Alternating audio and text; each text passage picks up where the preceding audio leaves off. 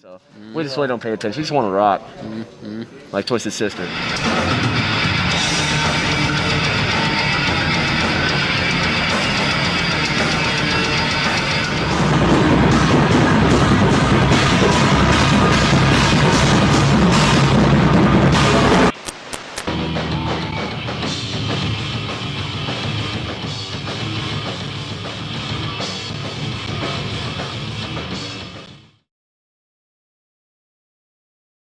Joey, #1, and I play drums.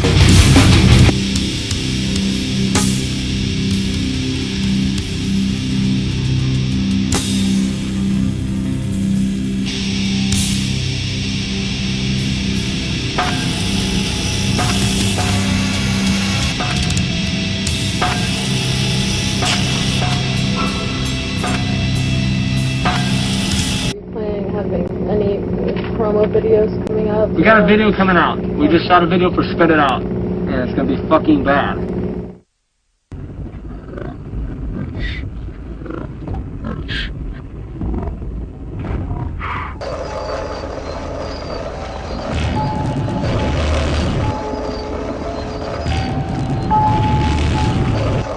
We don't need to sell 1 million albums to be happy. We just need to, the only thing we need to do to be happy is to keep making fresh, intense, original music, and and keep putting on a live show and have a significant number of fans to keep it to where we can take it to the streets and keep building our fan base over a long period of time.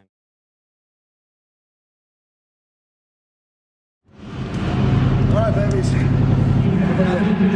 Well, that's babies. Stand the fuck down!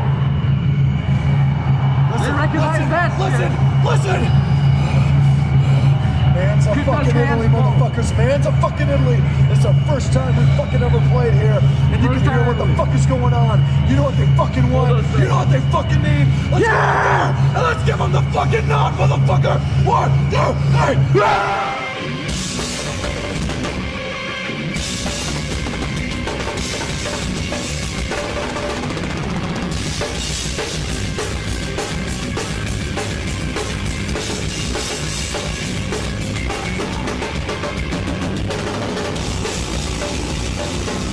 Very fucking appreciative, all that stuff of the people that are buying our record. I mean, without them, we ain't anything, and they're the ones that are getting to pay for, they're letting us do this, and for that we say thanks, because we have met some of the most rabid fans. I mean, more than any other band that I've ever seen. With our band, I don't know what we're doing that speaks to them so well, but we stand out after shows like for 2-3 hours with the kids to make sure we sign as much of their stuff as possible, hang out, tell them thank you for buying shirts and the CD and jackets. Ritualistically flip for punches in the face before we go on to psych each other up.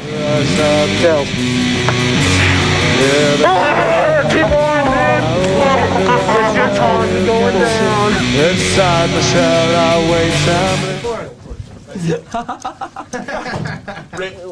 There's shocks all over the place that we're not, like I said in interviews on the first record, we haven't even touched, on the first record we didn't even touch on half the stuff that we're able to do.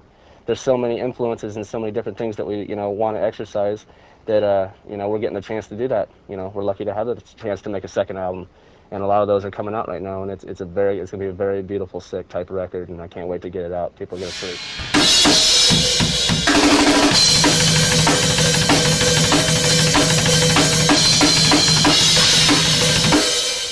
So don't be going like, nothing like that. No. Not like that. I don't even know really where to start with how to describe this record, being it's probably the darkest place that this band's ever experienced, ever. And that's what made the record. If we weren't in the place that we were at that time, this record wouldn't exist. And the first record was fun. This one was complete hate. And I listen to it now, and it actually scares me. But I love it. I love it more than anything. Now, one question, why do people equal shit, and do all people equal shit? This planet was fine before we arrived, and not necessarily our intentions or anything like that, that people destroy the planet or anything like that. We're not activists like that whatsoever, but it's, when we were forming the band, you know, like it was like constant, like pushed aside. No one wanted to listen to us for like trying to actually make a positive music scene where we were from.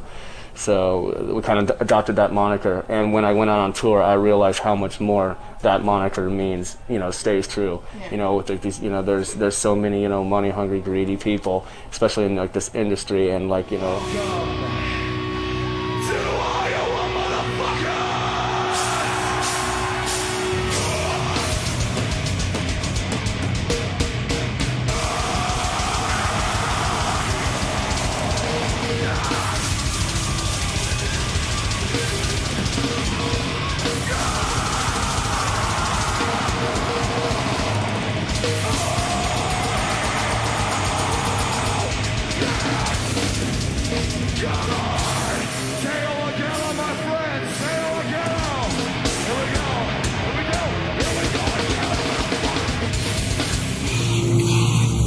Follow that. That's all I gotta say. Every other band say throw a dick.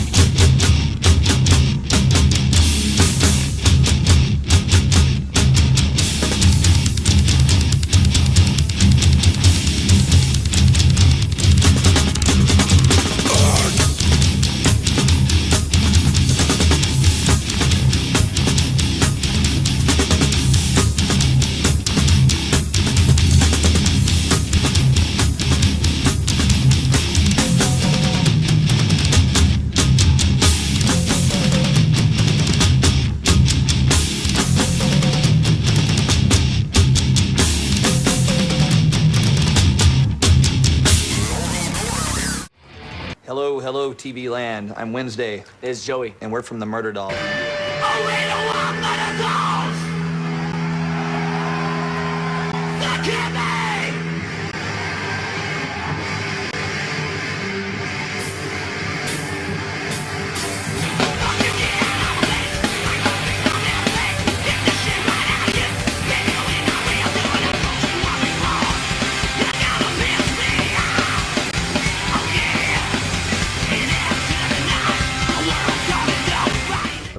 Yeah, the break between Iowa and this album.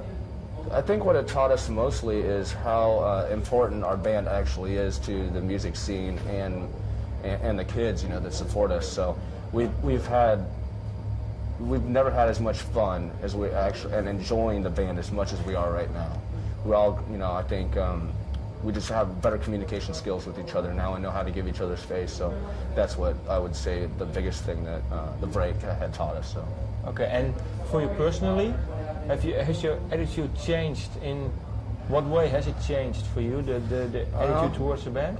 Not really have changed at all. I mean, reason being, I mean, I'm still living in Des Moines, Iowa. I haven't gone the LA or New York route. I still am pretty humble and pretty excited just to be able to play music, you know, and have so many people support what we do. So we're very fortunate in that way, and I think that, you know, we were a very needed band to be able to, you know, play all over the world for thousands and thousands of kids. So there'll definitely be more records, and it's just great to have that opportunity to play music for a living.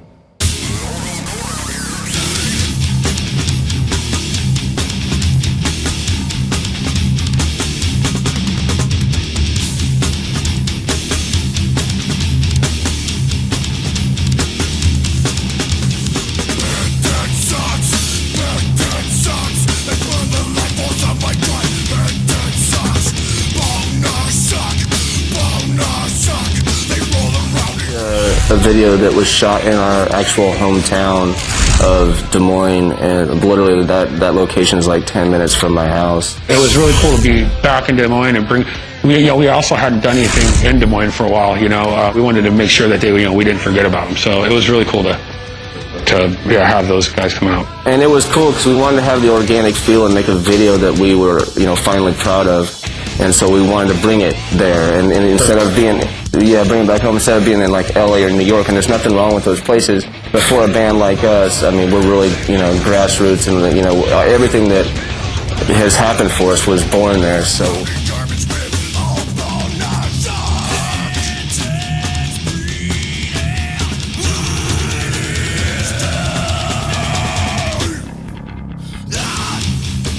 direct approach on the other albums was just very in your face. Right. I think that served its purpose, you know. And but the thing is, we really built upon it this time. What the are you guys laughing at? What? Nothing. We're just nothing.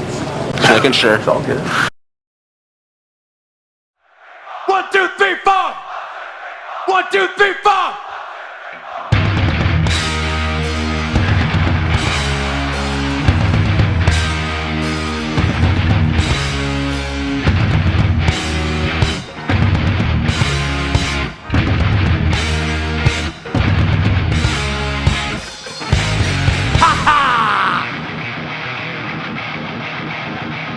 Creeping down!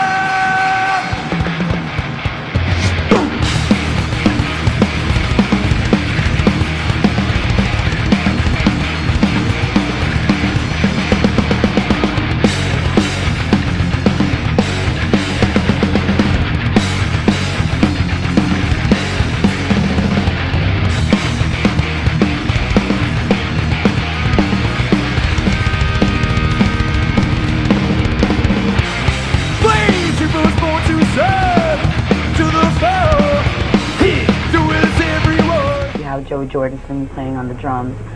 How's that working out for you, and why did you pick Joey, who's definitely from a different kind of style of music?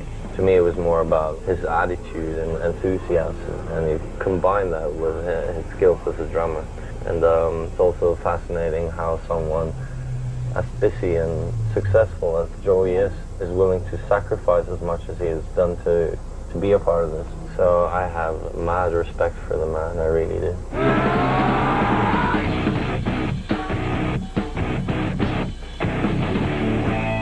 What is it about Satyricon that you find so unique and so incredible? I think that their music is a lot different from the other black metal bands in the way that they write riffs or the Satyr writes music. It's got the complexity to it, but it's also got a really hard rock feel to it, which a lot of other black metal bands don't really have in their forte. Do you think that you being in this band will bring in other fans that wouldn't otherwise possibly go to a Satyricon show? Yeah, we talked about that a little bit, you know, me and Satyr.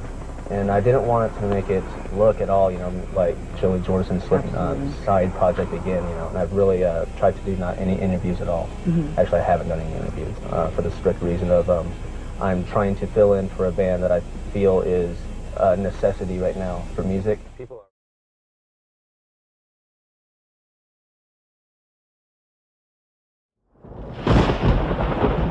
Today is the first day of my session that I'm doing for the Roadrunner All-Stars 25th anniversary, and right now I'm taking you guys to the studio that I'm working out of. It looks like it's gonna storm like a motherfucker. Welcome to Iowa.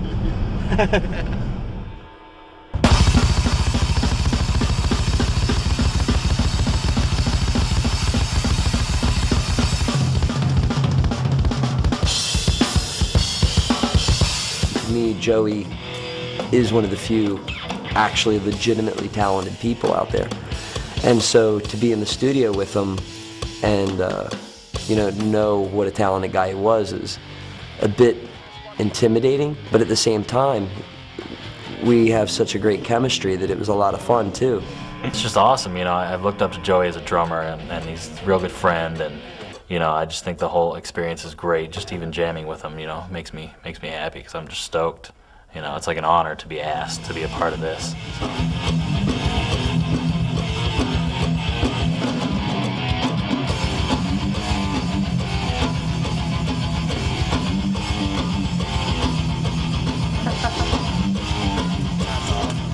Like, you know, we played today on Fuse, a live version of Tired and Lonely with Keith and Matt from VOD and AC from the Murderdolls and Nadia from Cold Chamber. And we rehearsed it for the first time yesterday, and it was just like we've been playing together forever. So I don't think it's going to be an issue. I think we're just all psyched to do it. Playing it, you're doing it. A stripped-down version of the song Sick. I have Andreas sitting there as second guitar. That was just surreal to me. You know, I was just blown away by that point in the show. To the guy that made this all possible and fucking killed us while doing it. Fuck Monty Connor. Fuck Monty Connor. Fuck Monty Connor. Fuck Monty Connor. I think that was Jordison's idea, actually. Yeah, it was. Fuck Monty Connor. Fuck Monty Connor. I mean, he knew that was a joke.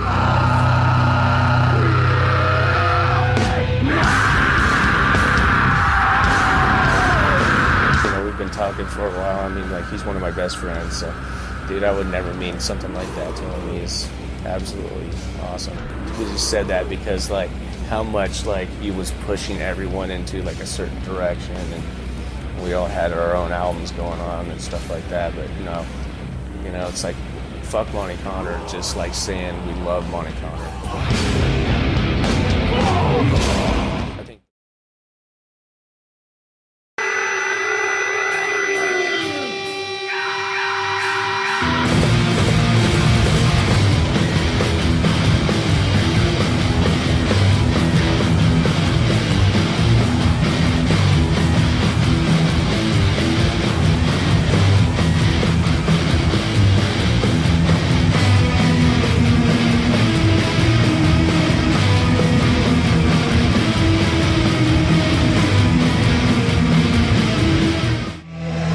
of Blood, I've been a big fan of since Battle Cry Under a Winter's Sun. When the opportunity came up for them to have some demos produced, I was the first one to jump at it. I'm like, I want the f***ing band. The best thing about the whole recording process was the fact that, I mean, you learn, you work together, and you create something. We created something that's really stellar, and I'm very proud of. The record came out awesome. I made some really good friends. It's like I found brothers.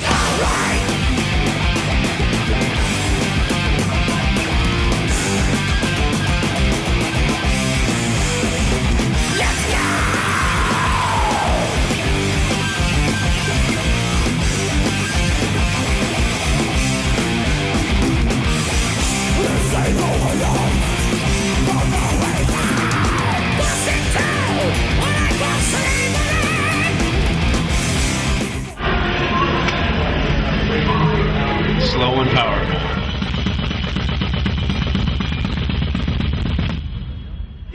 Well, it's good, but we haven't even got to it yet. It's like 3 o'clock. Practice was at 9:30, so you can see the way the first day always goes. I'm having a blast right now.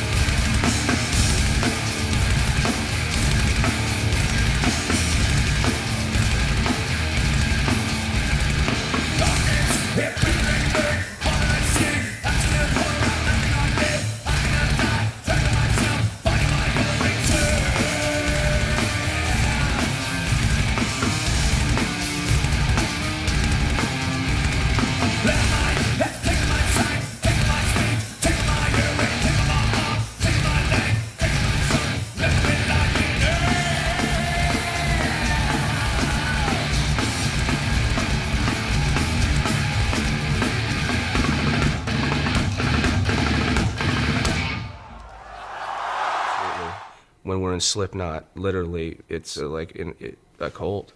Like when we're all together, there's nothing like it. It's really quite odd. It's a real weird transformation. Once we all get in a room together, something odd happens. We have like this deep down like animal inside of each one of us that's, you know, like that none of us can really even explain. You know, we really don't know. It's just something that comes out when all of us get together. It's pretty unreal.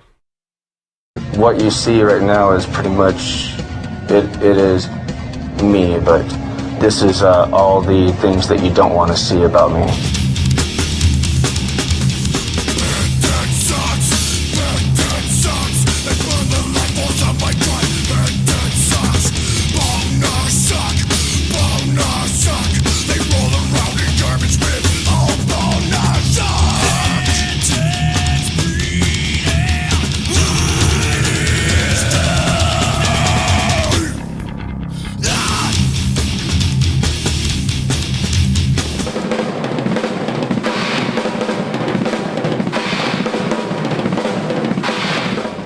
Basically how this came about is I've known John 5 for like about 11 years now when he was Slipknot and Manson on Ozfest.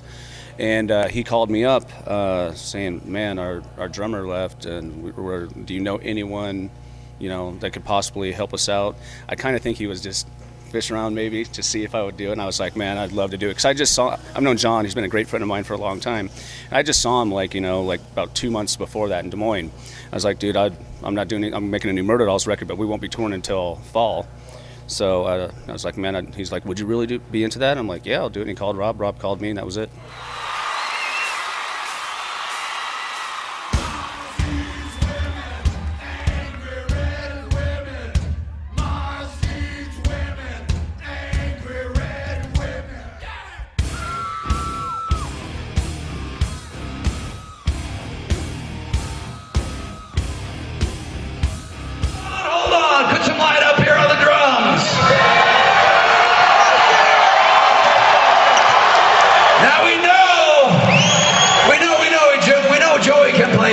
And furious, but can he play funky and can he rap at the same time that he drums? I believe he can. Are you ready? G.O.A.T? I'm fucking serious.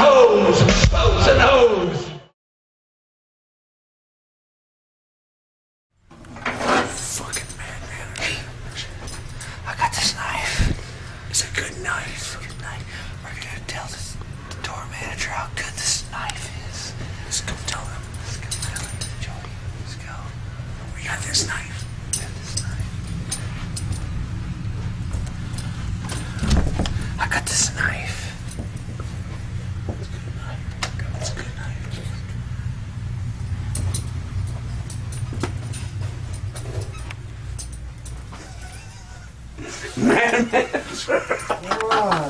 Hey, man manager. Hey. I got this knife. We got this knife. I got this knife. Party. Wrap it up. We need to go party. That'll make this a little bit harder. We're the only ones here that party. Really? No one else parties but us. Yeah, no one parties anymore. What's up with that? We party. I know, but no one else besides that. We have a reputation of partying. So tell us what's going on. You guys got any recording or touring or what's new? Yeah, we're recording our new album right now in the Hollywood Hills. We're about a week away from finishing it up, and it's great. It's gonna make your face cave in. So it's a total different sound from what we've been doing in the past, and it's great. What influenced your different sound on this one? A little more Satan. Turn the Satan knob up, you know. Yeah.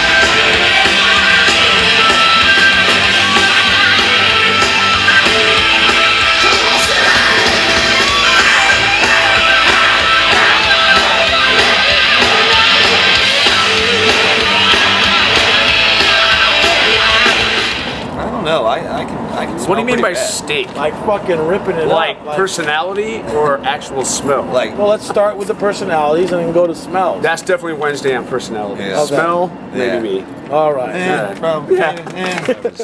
Accumulating so much original material since the last Slipknot record that I wanted to go in and demo, a bunch of stuff. And once I got in there, I decided to kind of, divert my path on what I was trying a bunch of different musical styles I hadn't tried before.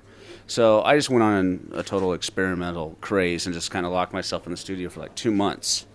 And I came out with a batch of songs that basically became the framework for what now has turned into Scar the Martyr. So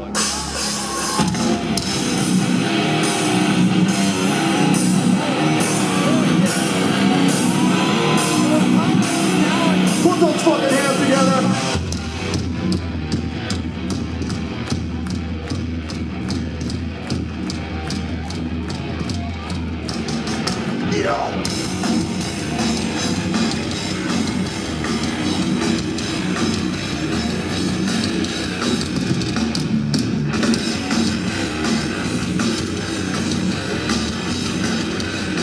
As the background vocalist, percussion, keyboard, guitars. I joined them in 2006, and Joey actually joined in 2007, which is where we met. That's right.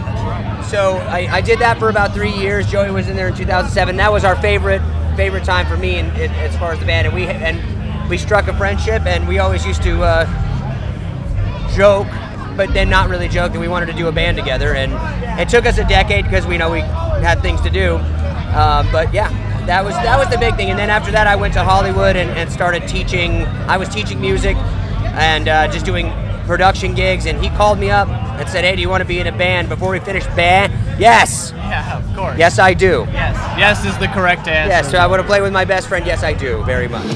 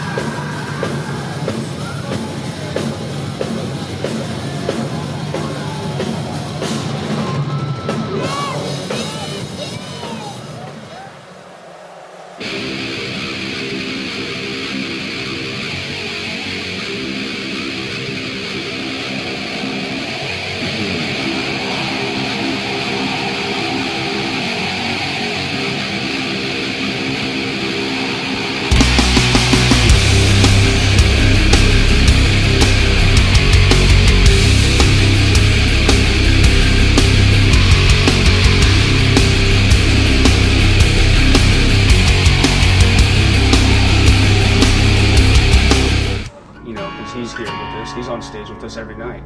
He's never left.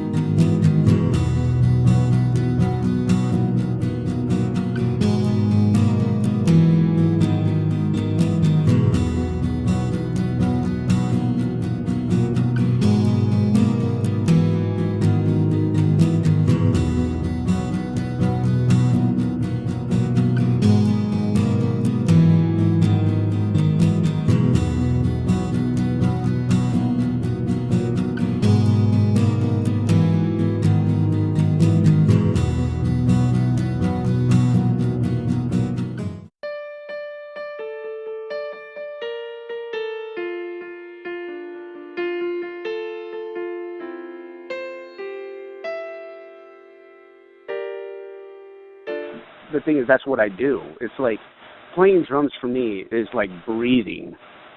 It's like thinking. It's like eating. It's like walking. Playing drums is how I communicate. It's like how I speak to people. That's my God-given gift